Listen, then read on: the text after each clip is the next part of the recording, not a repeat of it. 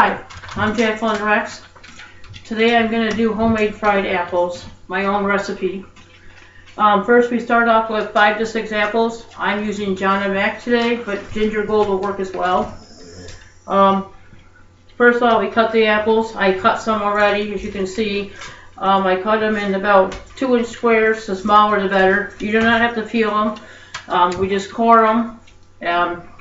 Make sure you don't get any seeds in there, because seeds for humans is poisonous, has arsenic in it. Animals can eat the remnants of the apples. I usually put them out for the birds or the squirrels here. I'm going to start cutting the apples now. I'll show you the best way to cut them. Is I just cut down the middle to find where the core is, where you took the stem out, to cut on either side of that first, and that way you make sure you get the core out. I cut them up in small pieces. The smaller the better. It's good to have what's cooking apples, sweet apples that are soft apples that will cook fairly quickly.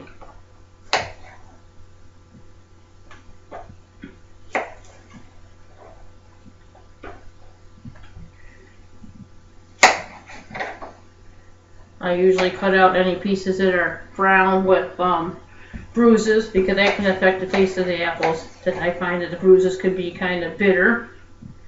So I usually cut that out. If it's rotten to the core, like this apple that I cut earlier was rotten to the core, we don't want that. So if you find an apple that's totally rotten to the core, to make sure you dispose of it and not eat it.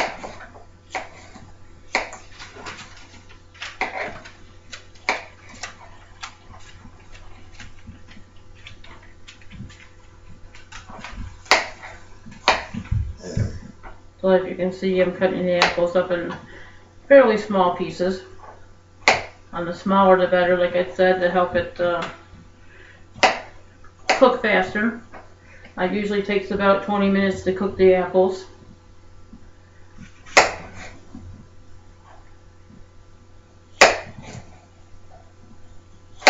Yeah, as you can see, here's like a core part. You don't want that. You can taste them, you can season them to taste.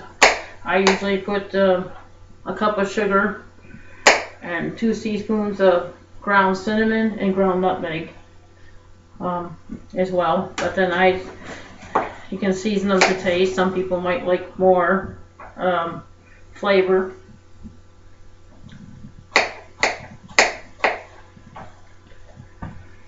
Here's another kind of a core. You can see that there's a seed in there. You don't want to discard that completely.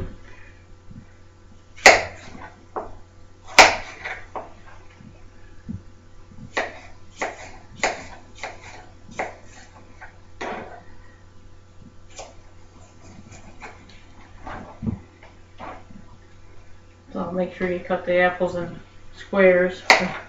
Some people like it in bigger pieces, but I find if you do it bigger pieces or lengthwise, it's a long way, but it tends to take longer to cook. So the best thing is small pieces. And I have one more apple to cut. And once again, you cut down the middle, like where the stem comes out. That's usually the middle where the core is. So the best to cut it on either side of where the stem is first. And I cut it lengthwise, and then I go back through and cut it again in squares. Or whichever, triangle, square pieces, whatever you prefer. I put them in a bowl, and then after I get all the apples cut, I add my seasoning.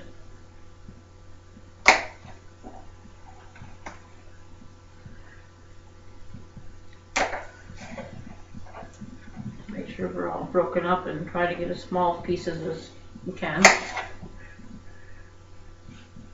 Once again, I cut on either side, and then you have the core again, so we cut that out. You can see where the core is kind of a lighter green color.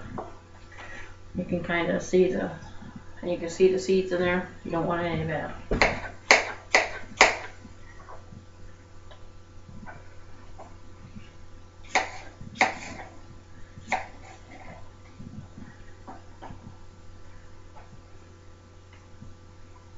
You don't have to peel the apples. I mean, you can peel them if you want to, but I prefer to keep the apples on. The peel on the apples. I find that when you cook the apples, that they, without the peeling on them, they get a little more soggy, and they kind of are more mushy, more almost like, tend to end up being more like applesauce than true fried apples. Which is fine. Some people prefer that.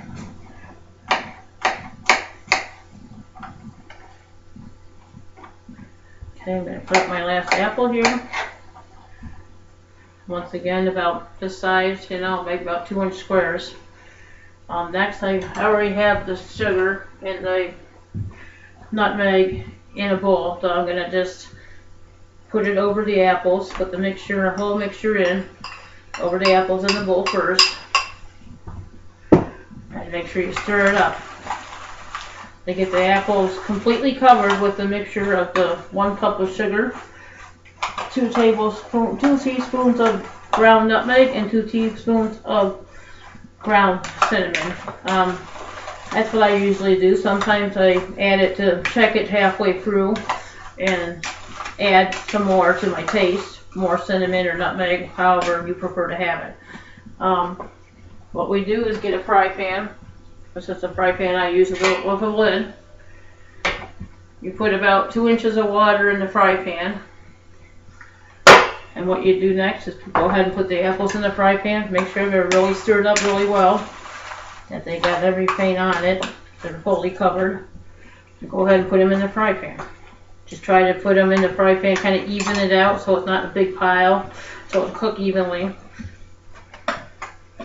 Just try to